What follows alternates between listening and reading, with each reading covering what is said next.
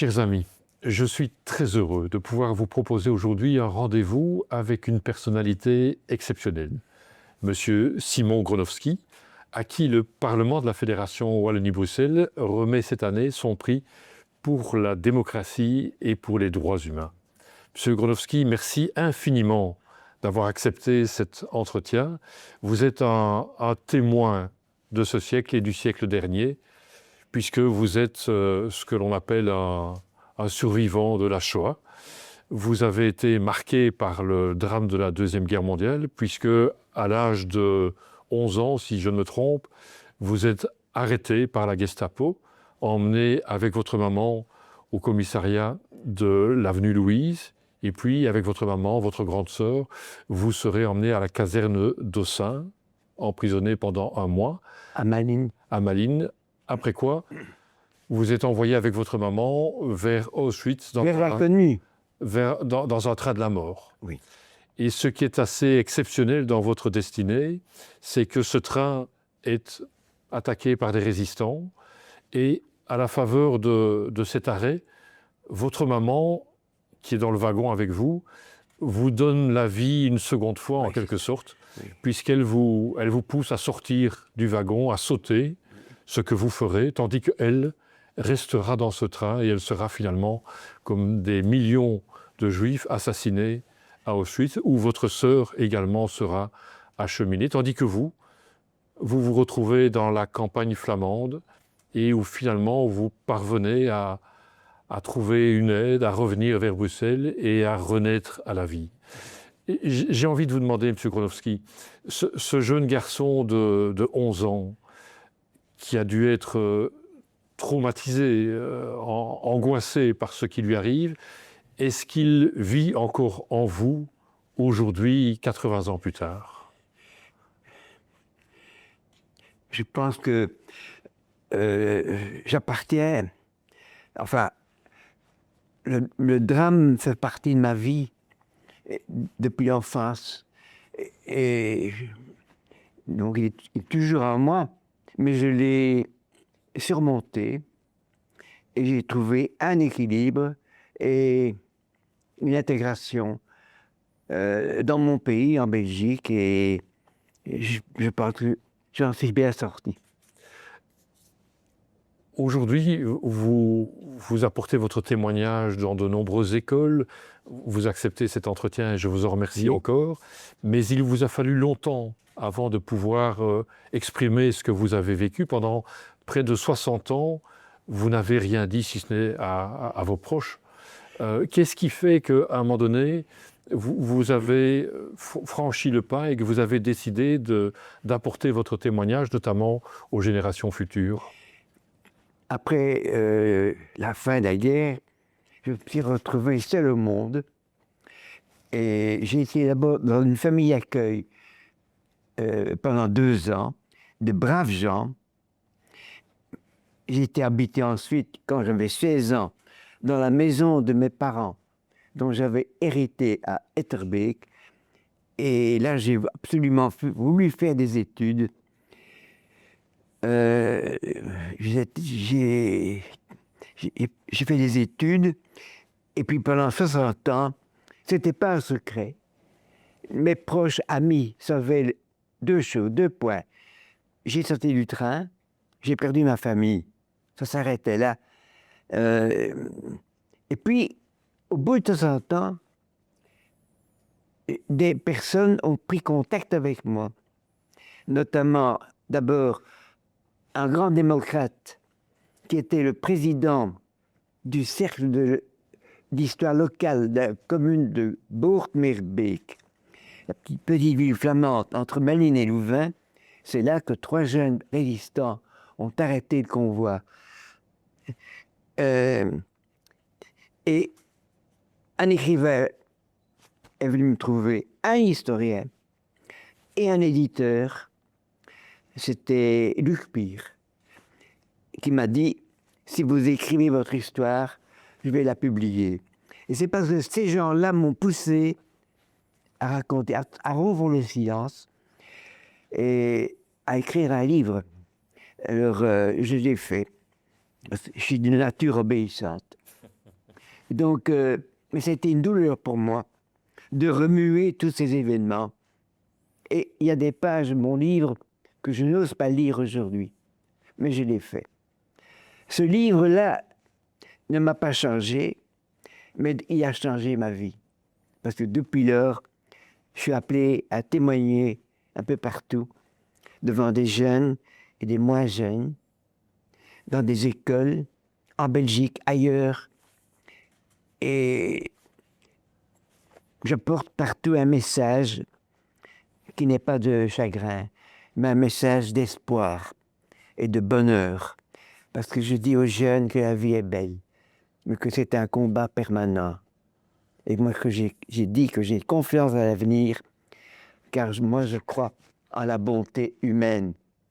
Comment puis-je en douter lorsqu'un un petit gendarme de la commune flamande de Bordeaux, parce que moi, je n'ai pas sauté à Bordeaux-Meerbeek. Quand les 3 jeunes ont attaqué mon train, j'étais dans un wagon avec ma mère et 50 personnes autour de moi, dans un noir total. J'ai senti que le train s'arrête et j'ai entendu qu'on courait le long du train en tirant des coups de feu, en hurlant en allemand. C'était l'escorte de nazis qui avait remarqué quelque chose. Mais moi, je ne voyais rien, je ne savais rien, mais j'ai entendu tout ça. Et j'ai donc appris à la guerre. Parce que c'était 3 jeunes qui ont arrêté le train en mettant une lampe tempête sur les rails avec un papier rouge, signal d'arrêt pour le machiniste, et qui ont ouvert un wagon, pas le mien, un autre. Ils ont en tout cas libéré 17 personnes. Ça, c'est un fait unique de toute la guerre. Ce sont 3 héros. Mais moi, je me suis endormi dans les bras de ma mère par terre, avec l'impression que des hommes de mon wagon, encouragés par le bruit de cette attaque, essayaient d'ouvrir la porte de l'intérieur. Et puis ma mère m'a réveillé et elle m'a amené vers la porte. Elle m'a fait sauter, elle m'a pas poussé.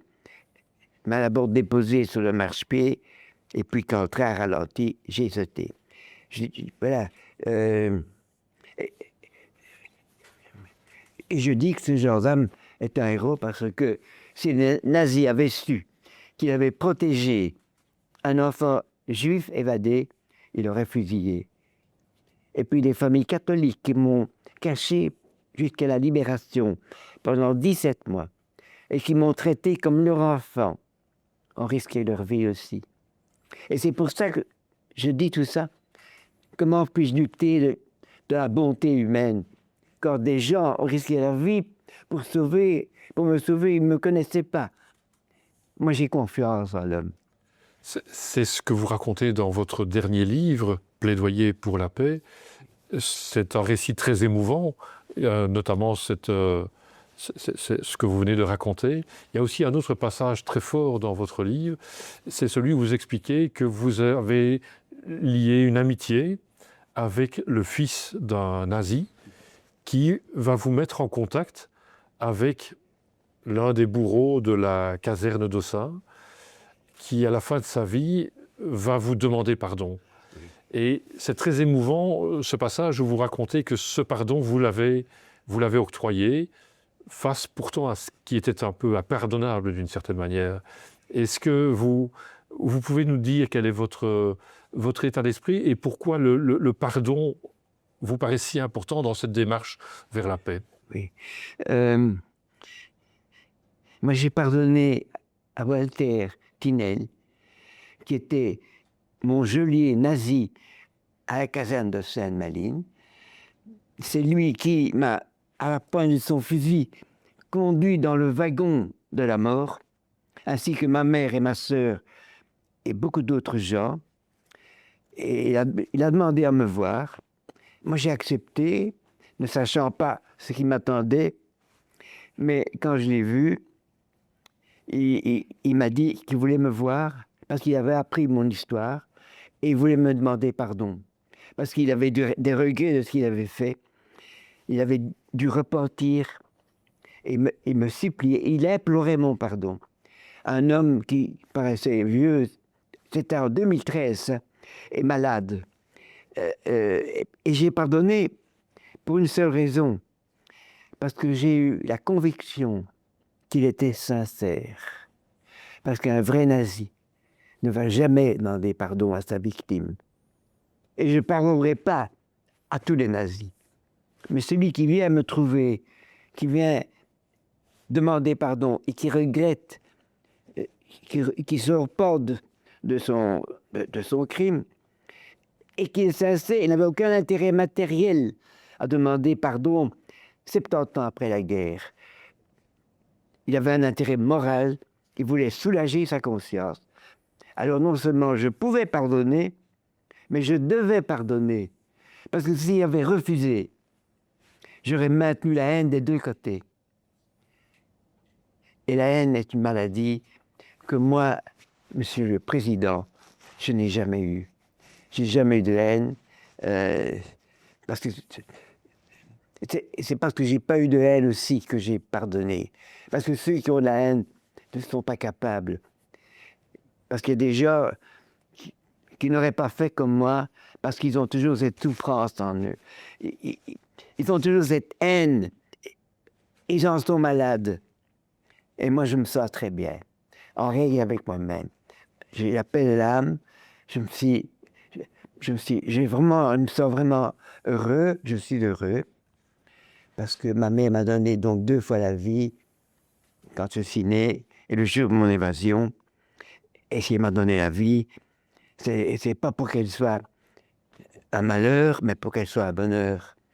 Donc je suis heureux par fidélité pour mes parents. Cette bonté dont vous avez fait preuve et que vous incarnez d'une certaine manière, elle montre qu'il y a un chemin vers la réconciliation. Votre livre s'appelle « Plaidoyer pour la paix » et pourtant nous vivons des temps tumultueux. La guerre est de nouveau présente sur le territoire européen, en Ukraine.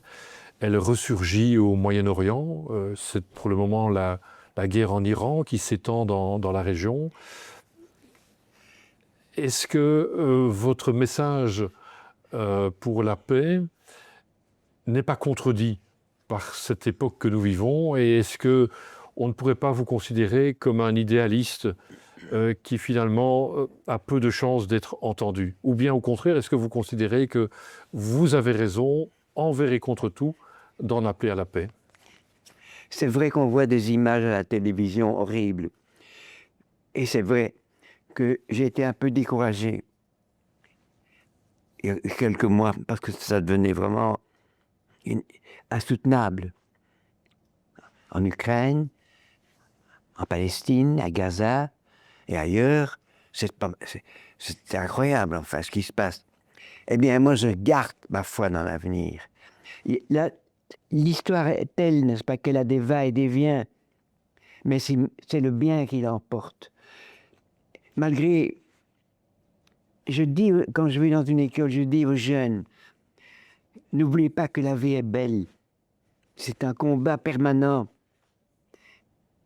Et je trouve que mon propos ne contredit pas. Enfin, elle n'est pas une contradiction. Elle est encore plus importante maintenant, en raison des événements. Parce que, évidemment, je contredis les événements.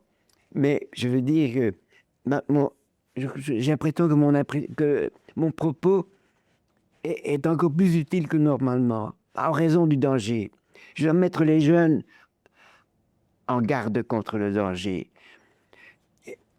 Et je vous assure que malgré toutes les tragédies du passé, comme celles que j'ai vécues, et je connais des gens, des juifs, qui ont souffert plus que moi. Malgré ces drames de cette époque, et malgré les drames d'aujourd'hui, parce qu'aujourd'hui encore dans le monde, il y a des hommes qui souffrent, il y a des peuples qui souffrent aujourd'hui, eh bien moi je garde ma foi dans l'avenir, parce que je crois à la bonté humaine. Le danger qui ressurgit, c'est notamment le danger de l'antisémitisme. Vous en avez été évidemment victime, ainsi que votre famille et des millions de juifs. Et au moment où nous parlons, on est à nouveau confronté à une résurgence de l'antisémitisme, et notamment à ces attentats qui viennent de se produire devant des synagogues. Là aussi, votre message doit être entendu pour qu'on puisse bannir autant que possible cet antisémitisme et toute forme de haine. Qu'est-ce que ça vous inspire ? Moi, je combats l'extrême droite. Parce que l'extrême droite, c'est le berceau du fascisme, du nazisme, du racisme et de l'antisémitisme dont j'ai été victime. Et j'ai lutté toute ma vie et encore maintenant contre l'antisémitisme. Bien que moi, j'ai pris mes distances à l'égard du judaïsme, puisque je suis devenu athée.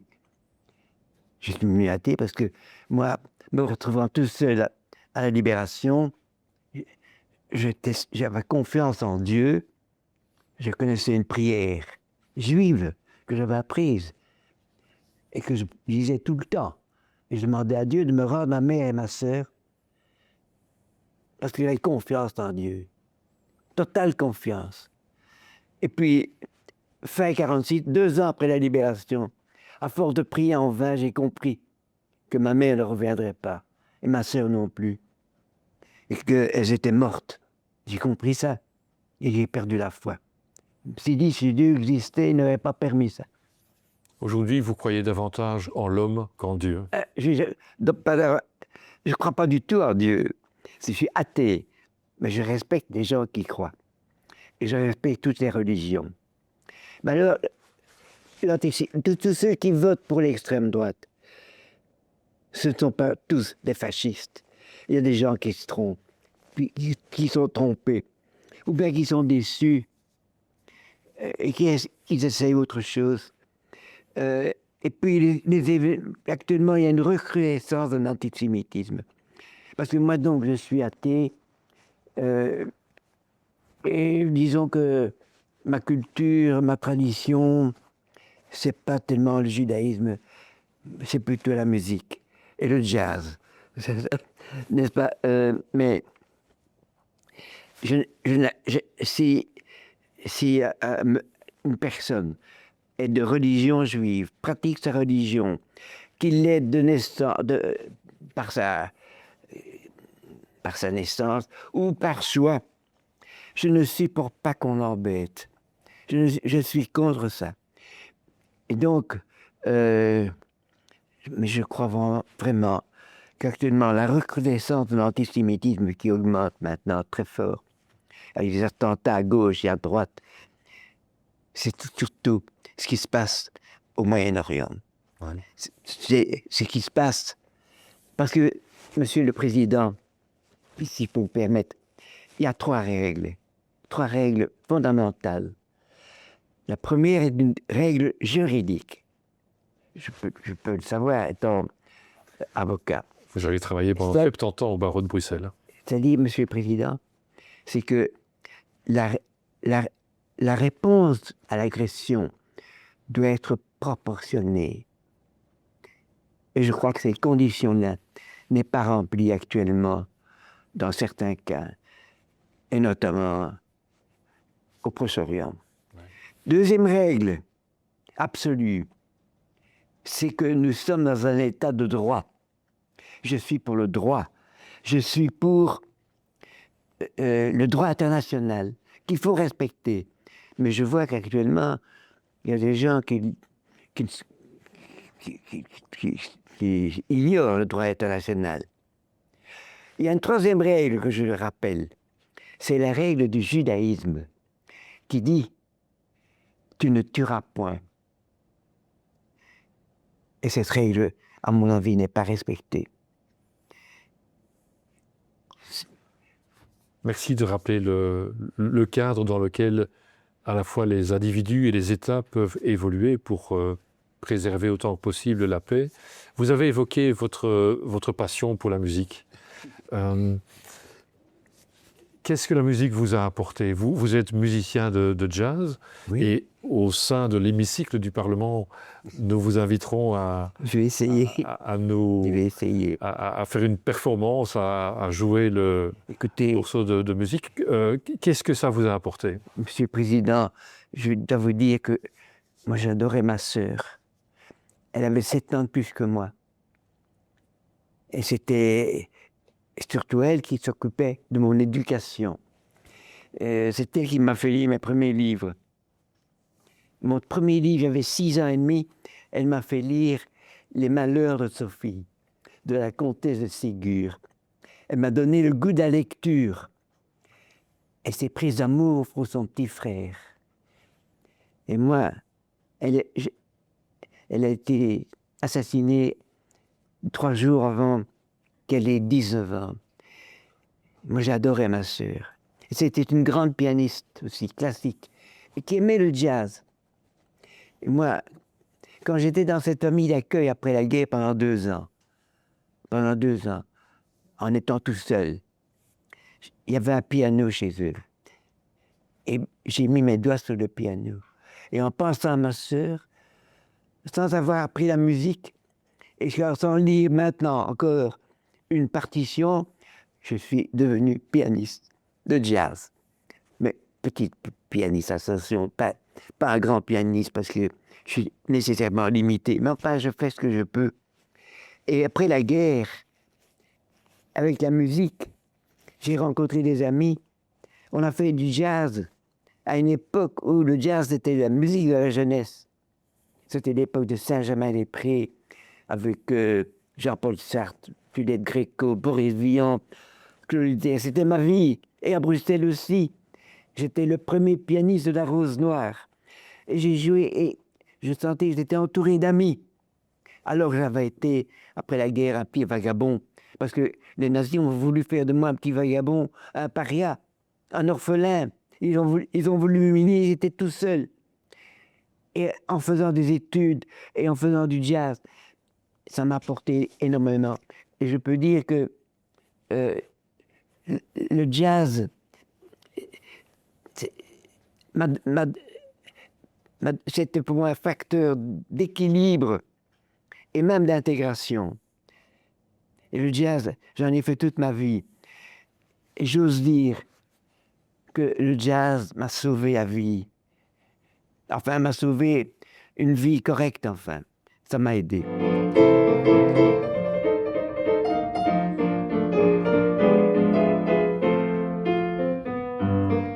Et par le jazz, j'imagine que vous restez en quelque sorte en communion avec votre grande sœur.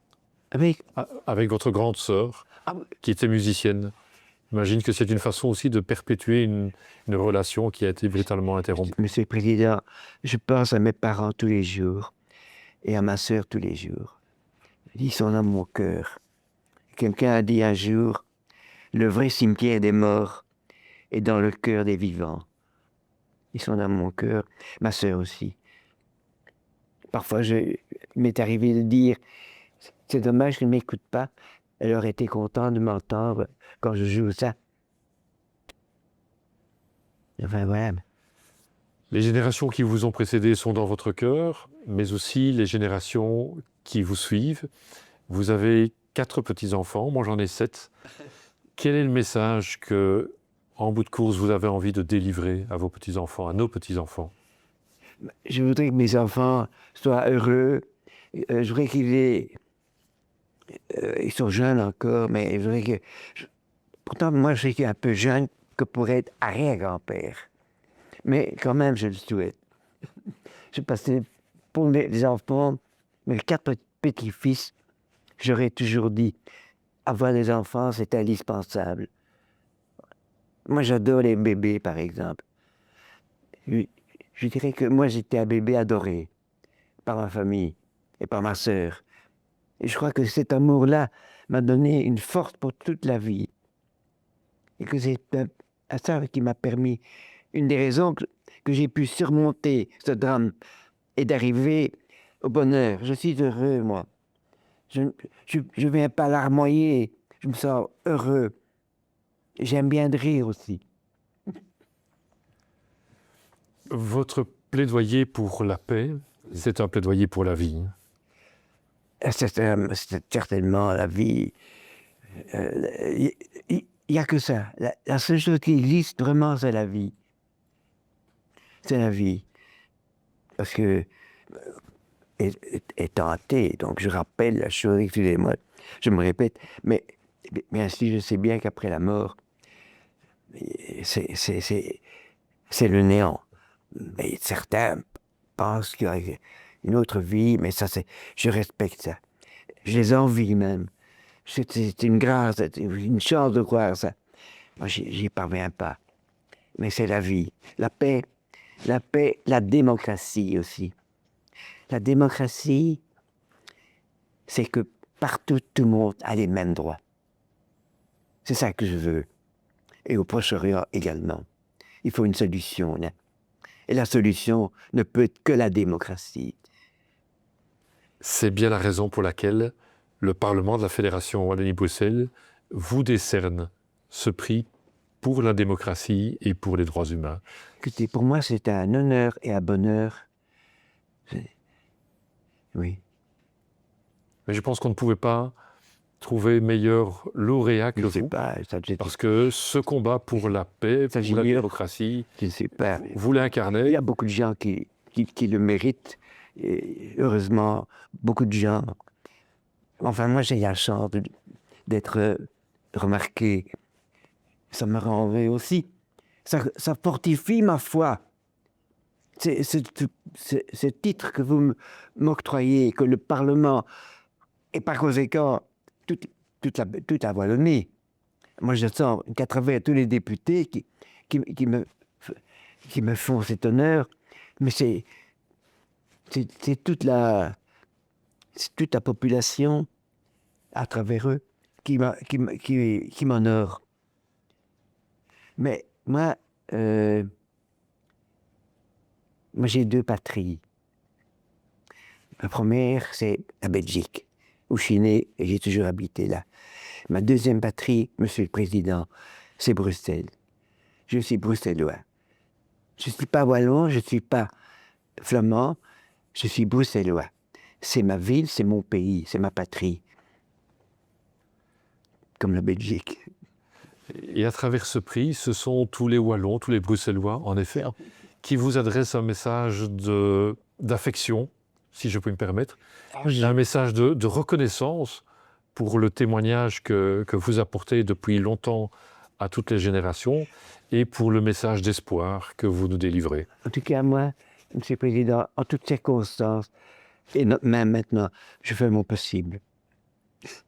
Merci pour cet exemple que vous nous donnez. Merci pour l'entretien que vous nous avez accordé. Merci. Et si vous le voulez bien, je vous demanderai, parce que j'y tiens, une dédicace sur ce livre qui m'accompagne maintenant depuis que je l'ai lu en permanence. Merci. Merci à vous. Merci, chers amis. Nous nous retrouverons pour d'autres entretiens, mais cette rencontre avec M. Kronowski restera sans aucun doute un moment particulièrement marquant.